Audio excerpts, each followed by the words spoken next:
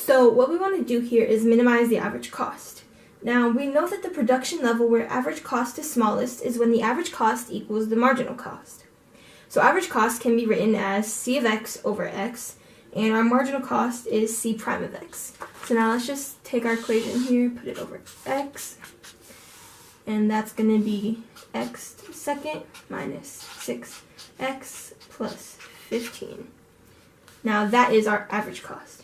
Now marginal cost is C prime of x, which is going to be 3x squared minus 12x plus 15.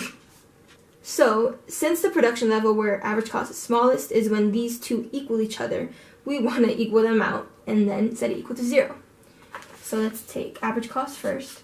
So x squared minus 6x plus 15 equals our marginal cost, which is 3x squared minus 12x plus 15.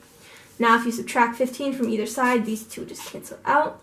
So let's take away, let's do minus 3.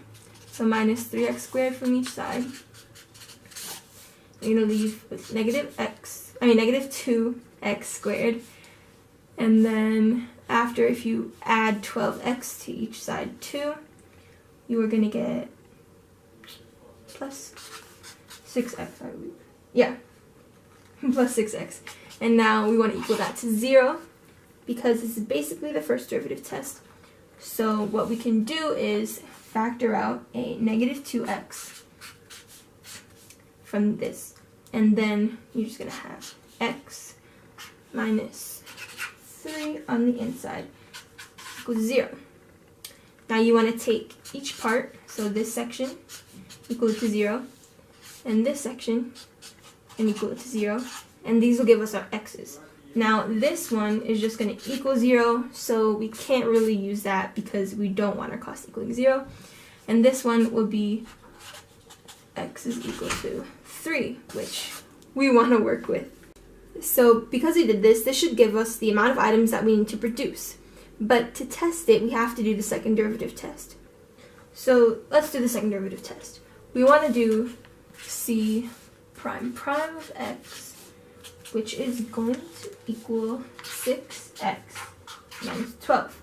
So let's plug in our number and solve.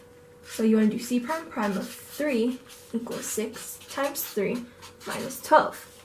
That's going to be 18 minus 12, which equals 6. Since it's greater than 0, it's concave up.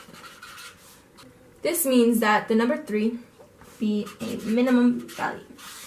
So now we know for sure that 3 is our number, although the problem states that x represents thousands of units, so our number of items we need to produce is really 3,000.